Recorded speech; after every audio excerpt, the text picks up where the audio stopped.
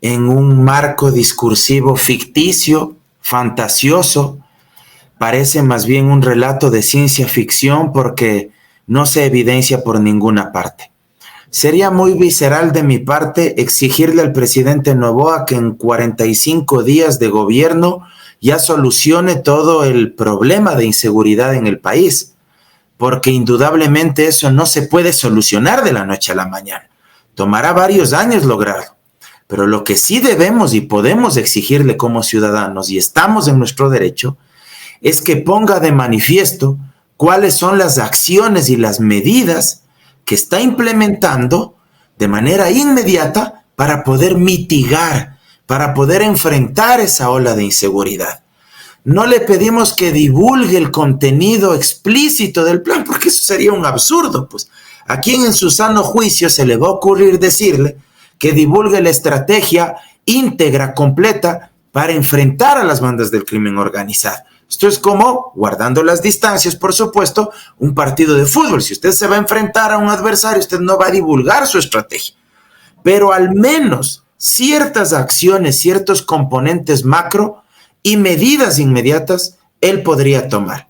Y empecemos por las propuestas, para que no se piense que aquí estamos únicamente para cuestionar, para criticar. En vez de pretender gastarse $50 millones en una consulta popular, bien podría equipar a la propia Policía Nacional, dotándola de chalecos antibalas que durante todo el periodo de Guillermo Lasso les ofrecieron y no pudieron llevar a cabo el proceso precontractual y contractual para adquirir esos chalecos. No se renovó el parque automotor con carros, con vehículos, con camionetas nuevas, sino de segunda mano. No se ha comprado armas de dotación. Tenemos policías express que salen a los 6 meses graduados, que en el mejor de los casos hacen 2 veces al año ejercicios en el polígono, y en muchos casos han denunciado que les piden y exigen que pongan de sus propios recursos para comprar las municiones. Ahí se podría gastar el dinero de la consulta popular. Pero nada de esto puede ser posible, y por eso le ato con el caso de Fito, lo que hoy estamos siendo testigos.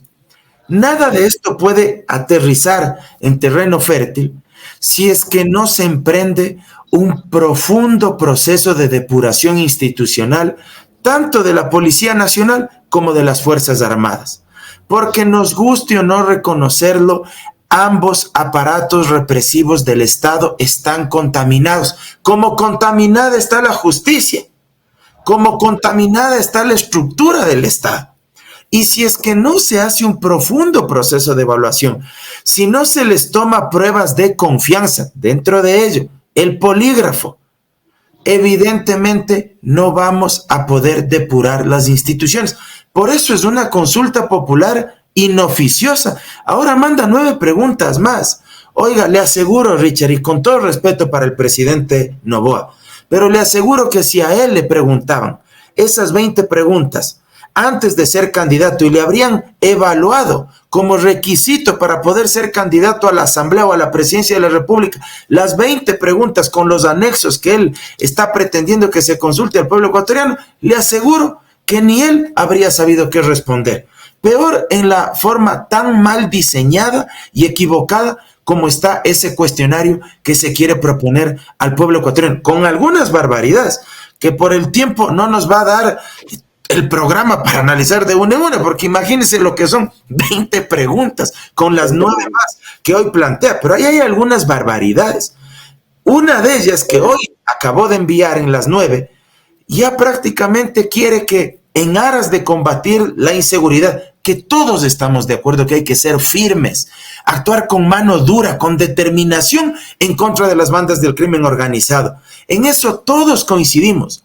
Pero tampoco podemos tolerar que mande barbaridades como las que hoy ya mandó en una de esas 9 preguntas. Que si es que un policía, un militar o un miembro del servicio penitenciario da de baja, en pocas palabras, hace uso de la fuerza letal en contra de un presunto delincuente, que el presidente de la República le puede indultar, aunque ni siquiera tenga sentencia condenatoria, es decir, en medio de la investigación y del proceso penal. Oiga, Bueno, este señor Noboa lo que quiere es que los militares y los policías abran fuego a discreción, pues. Oiga, y nadie nos asegura, y nadie está exento, que no puede equivocarse, pues, un policía o un militar en aras de combatir la inseguridad. ¿O acaso no hemos tenido sentencias de la Corte Interamericana de Derechos Humanos en contra del país por equivocaciones y excesos de la fuerza pública en el uso de la fuerza? Yo les cito dos casos. El caso Zambrano Vélez en el gobierno de Durán Ballén en el año 92, me parece. Se decretó esta excepción en Guayaquil, salieron los militares, se suspendió el derecho a la inviolabilidad de domicilio, el mismo derecho que hoy está suspendido este rato, suspendido por el estado de excepción. En pocos minutos más, a las 11 de la noche, se suspende ya. Entraron unos militares a una casa en Guayaquil, pensaron que eran delincuentes los que estaban ahí, se equivocaron, se les fue la mano, hicieron uso letal de la fuerza, mataron a 3 personas y luego el Estado ecuatoriano fue condenado ante la Corte Interamericana. Vamos más adelante, el caso de las Dolores, el caso Fibeque en Guayaquil. La policía entró a una farmacia en horas de la mañana, metió bala al que era y al que no era, y otros desaparecieron, y hasta el día de hoy no se sabe qué es de la vida de algunos de ellos. Acudieron ante el Sistema Interamericano de Derechos Humanos, el Ecuador sentenciado. Reitero, todos queremos que la fuerza pública sea firme, y cuando deba ser letal, claro que debe ser letal, pues, con los líderes, con los delincuentes que no quieren dejarse persuadir o que no entienden ni siquiera con un uso progresivo de la fuerza. Claro que hay que ser letales, pero eso no significa carta abierta para que se salga entonces y aquí se abra fuego a discreción. ¿O es que quieren por debajo, con estas posibles reformas a la Corte, a la Constitución, que yo aspiro y tengo confianza que la Corte no le va a dar paso, por ejemplo, a esa barbaridad que estamos hablando? Pero, ¿qué es lo que uno puede pensar? Que lo que quieren es instaurar aquí un estado policial, militar, para que la gente no diga chito, para que la gente no diga absolutamente nada.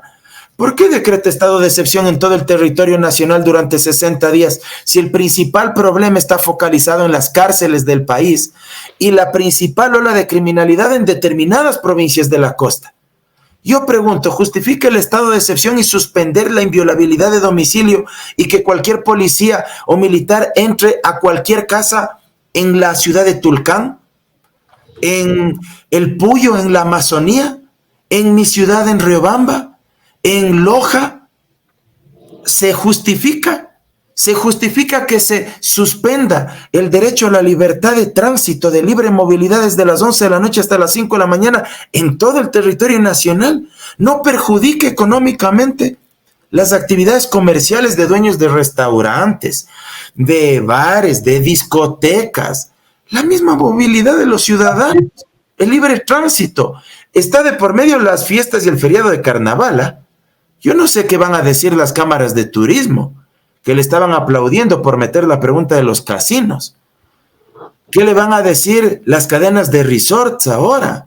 Los agentes inmobiliarios que alquilan departamentos, casas en los feriados, que arriendan, perdón.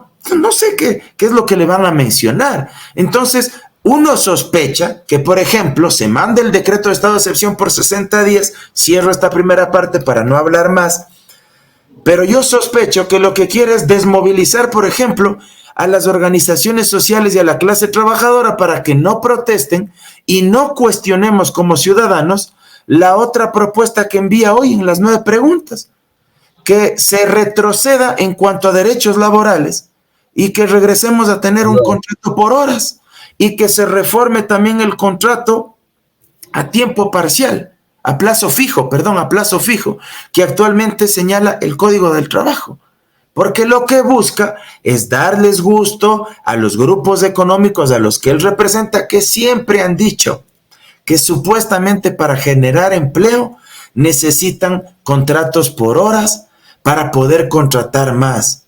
¿Sabe quiénes son los que generan la mayor cantidad de fuentes de empleo en este país? Los medianos y pequeños empresarios. Las medianas y pequeñas pymes generan el 70% de empleos estables en este país. A ellos tiene que apoyar. A ellos tendría que darles líneas de crédito a través de la banca pública. A ellos tendría que apoyar la banca privada y tendría que obligarles a que les entregue créditos productivos, no solo créditos de consumo, de los más de $1.000 millones que tuvieron de utilidades el año pasado. Pero no, lo más fácil es contrato por horas para precarizar las condiciones de vida de la clase trabajadora.